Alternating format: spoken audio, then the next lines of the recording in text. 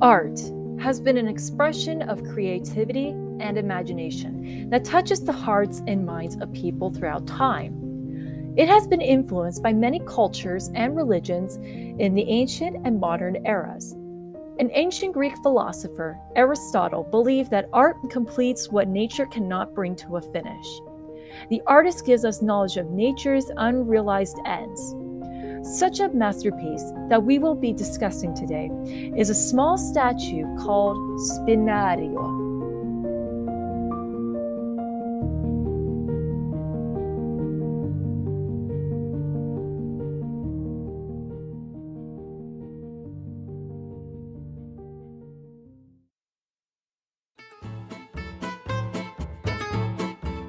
Italy, a country known for its rich history, famous monuments and cathedrals, and the great music and food. Let's not forget their incredible gelatos. Travelers from all over the globe come to Italy to visit those places and gain cultural experiences. One specific historical artifact to look out for when traveling is the miniature statue of Spinario, or known as Boy Made Out of Bronze. Spinario, in Italian means boy pulling a thorn from his foot, was sculpted by an Italian Renaissance artist, Antiqua, in 1496.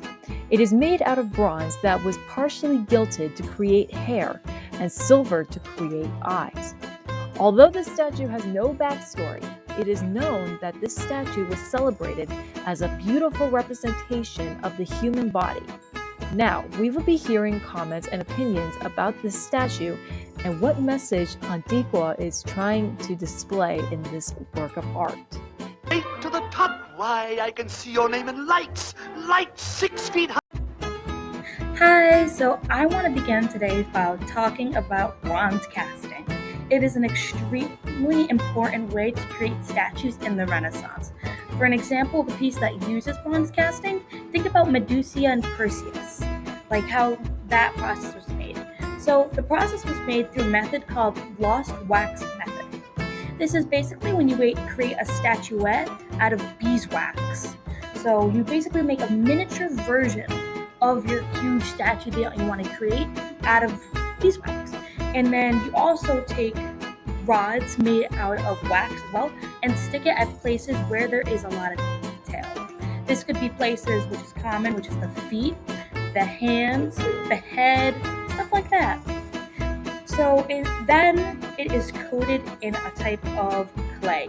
This could be a thing like potter's clay, for an example of that. The clay is then dried, and after it is dried, the wax inside of the clay is then burnt out by being heated to a certain amount of degrees. So when that happens, you now have a perfect little mold of your statue, which is super cool. The mold is then usually filled with different molten metals, such as bronze, and it is then cooled, and then you rip off the clay from the outside, and you have your super cool statue. So with this statue that we're talking about today, I want to talk about the pose. Because when you look at this, you kind of see, like, straight off the bat, a boy with gold hair and reaching at his foot, like he's about to grab it or pull something out of it. The piece is called Boy with Thorns in his foot, I think that. Yes. And so with this process, you can kind of see all the tiny details if you look closely at it. You see things like his feet, more specifically his toes. You can see his nose.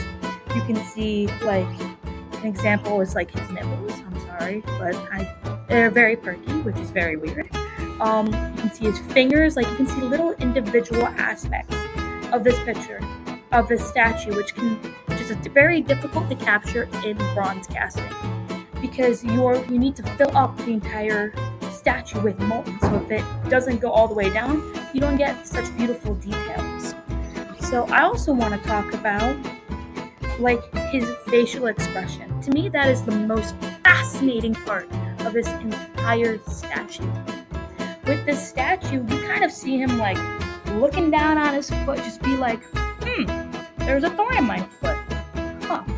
I don't know about you, but I'm a giant baby when I step on like a Lego or like a tack, and even worse with a thorn, I'm sobbing, I'm crying, like I am a whip. Our chicken, my family calls me a chicken. It's all right. So with this, you kind of see him stare down at his foot intensely, like he's like really looking at it. However, his mouth shows no emotion. It is a straight line. He's like, this happens every day to me. I'm just gonna take it out. However, his eyes kind of bug out, which is very fascinating because they're made out of, they have like a gold covering to them, but they're kind of hollow in the inside. So it's just his eyes bug out and his mouth is straight, which is very, very weird.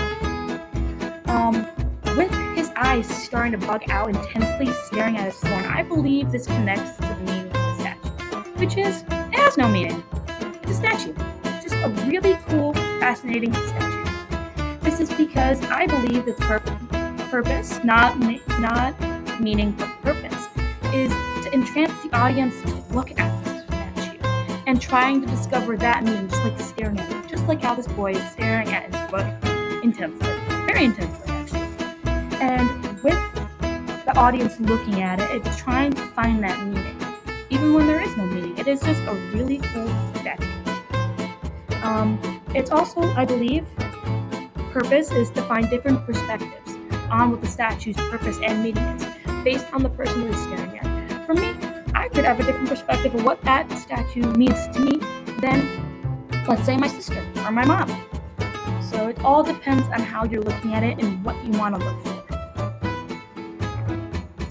Okay, I am going to touch on the size and the perspective of this bronze statue for a moment.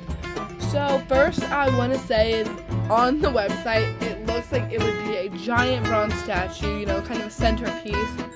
But in real life, in the actual exhibition it's only 7 inches tall with a base of 2 inches, so it is not very big. And I find that for such a small bronze statue, the amount of detail that the artist was able to put into the statue is just incredible. And I think that this wasn't supposed to, this is online, it wasn't supposed to play a trick on our mind, but I think it was just to capture how much detail, is going into that statue, and it shows it from so many point of views, but in the exhibition it's only showed from that side view. And it's interesting that, they chose to kind of display it that way, not face on. You get a side profile of the boy. So on the website it's interesting to see it from all those different perspectives, rather than in the museum when you see it from just that side profile that it was displayed at. And I think they displayed it this way because it leaves a kind of mystery, It's already a kind of odd statue of a boy pulling a thorn from his foot, and the boy doesn't look very old, and he's sitting on this stump, and he's just picking at a thorn on his foot. I think that it was supposed to make us think, basically this way, it's supposed to make us think and fill in the gaps, for our own, rather than, really going in depth and looking at everything. But again, when we get all of those pictures on the website and the proportions of it, it's just so amazing that it isn't a very tall statue. And the fine detail in the face, or the curve of the hair, even the emphasis on the body, it looks so smooth and fit in a way. So I think it's just something interesting that they chose to do, is displaying it on the side to leave that kind of wandering eye, And you can look side to side, go to different side and look at the statue, but I think online the pictures really do it some justice, displaying it so that we can see every angle to kind of make our own interpretations, but then fill in those gaps with the information that we're missing. And one more thing I want to touch on is the face.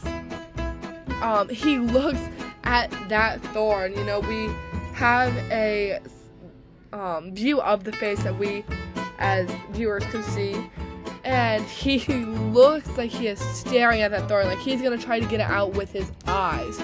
It doesn't look like he's in pain from the thorn. It looks like he is not confused by the thorn, but intrigued by it, and that it has a message to him. So I think that's something that is really odd, or not odd, but just like cool about the whole statue as a whole. To conclude this podcast, art is an expression of creativity and imagination that touches the hearts and minds of people. However one sees an image, they are observing through their perspective and creating their own stories within their minds.